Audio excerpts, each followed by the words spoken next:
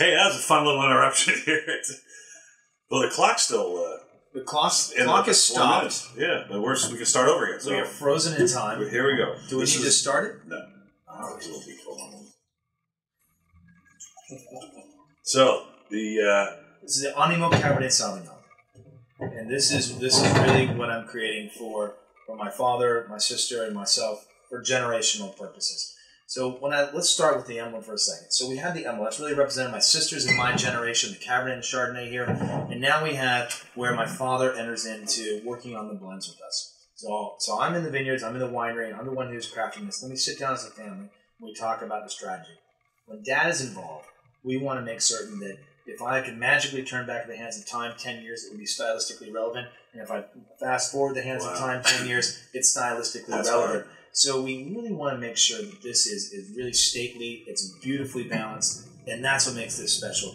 Hillside Cabernet, this is definitely a estate. We have Cabernet Sauvignon as the backbone of this blend, a little bit of Petit Syrah from our estate, and then I couldn't resist. I had a friend call me and they told me that they had a contract open on the Howell Mountain Merlot, and so I bought a little bit of Merlot that we blended here as well. That's great. Howell Mountain Elizabeth. Oh, come on. Pretty powerful the stuff, bomb. Right? Yeah. So this is really, the nose just itself, you know. And I have two friends built brand new houses and just moved in within the last 60 days. They both built wonderful cellars. I don't have a cellar in my house. You have a cellar at work? I have 3,000 cases. And they're asking me, hey, can you help me? And I don't want to give them cake bread and all that kind of stuff. This is the kind of thing I'm going to tell them. We're going to bring into your cellar. You're going to put it in the rack. And only when the good guys come over. You know, right? And, you know, I love the point you made, because we do make the two styles of wine, the emblem, which is more accessible now. It has a price position that you can get into, and you don't feel guilty about drinking on a regular basis. And this, I love to, as you said, open up when I have a special friend or a guest come over. So I know what you need to tell your buddies to buy now. You got your lineup right. We're going to bring it in. We're going to take it to them, and but when I go there, they better open this one. We can bring this stuff out right now. But the emblem's great, right? I love really the acid content, the fruit, the power of the middle of the wine is really spectacular. So we're going to bring that. You're going to bring some of that in too. Can't call you Pete, or just Peter. And there's a Pete. So here's something that's really fun, and I'm very proud and happy to show this rosé because it's from your family and.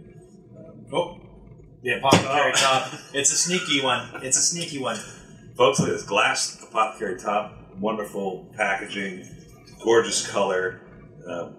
I don't do a lot of rosés, as you know, folks, but this one just really blew me away, and I was so proud to be able to feature this because of the history of the winery and your family's history. And when Peter brought it to me, I said, I got to do this, so I appreciate the opportunity. So this is really neat. So my mother loves rosés, and what she really wanted was she wanted a rosé that had that strawberry, that raspberry element to it. But a lot of times, some of the rosés are too acidic for her. Yeah, they have too much of a bite. She wanted something that was going to be soft, yet clean and refreshing. The perfect summertime wine, really.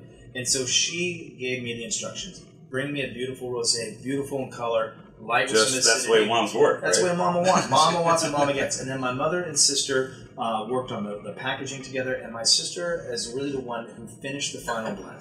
So it really was a whole family affair coming together on this. So we have Cabernet Sauvignon as the base, a little bit of Barbera, and then you smell the aromatics here.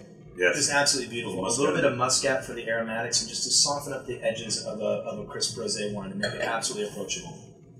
What's happened, thanks to Sutter Home, they brought they brought pink wine to California. The problem is now that everybody thinks pink wines are always sweet. And this has got 13.5% alcohol. It's by no means sweet. It's got that muscat character coming out. There's a little grape sugar in there, but I'm hoping that the West Coast doesn't get rosé that much yet. No, and it's the Provence wines, they're drier. They're a little harder. I think this is wonderfully approachable. Content. And it's funny when I talked to Isabel, my mother, about what she wanted something that felt soft in her mouth but refreshing. And so that to me means that there has to be a balance between acid and the overall ripeness of the grape. And that's what we did right here. And I think that people are going to absolutely love this. And this to me is great, going on the beach with this. Now, these tops, isn't these tops cool? Yeah, this is very cool. But he was telling me a story that they take a little extra effort now to put them in. So I love so we have an aromatic white here, and these tops are perfect seal. And the problem is the bottling lines, these aren't very hip yet. We just started, so maybe one day. So you actually have to hit these in with a little rubber mallet as it goes down the bottling line. That's amazing. So you have to gas it, put the rubber mallet on, and then it gets... And then some guys, there's just some people on the line. Yep. Before it gets like to Laverne and Shirley, once upon a time. That's funny. But so before it gets to the next station, and if we miss one, what happens? Well, you miss that. That's what you drink at the end of the day. Wow. Yeah. It's a wonderful, wonderful experience having you here today, Robert. Really appreciate you coming down. And you had 2 interviews today, so... It's been a fun day. Yeah, you've been all right. So you head back up tonight, and next time you're down, let's stop by and not talk business and just talk kids and stuff. Drink a little wine while we're at it. Why not? Which one? Cheers. Well, I don't know. It's a tough one. Cheers. Salud. Excellent. Thank you very much.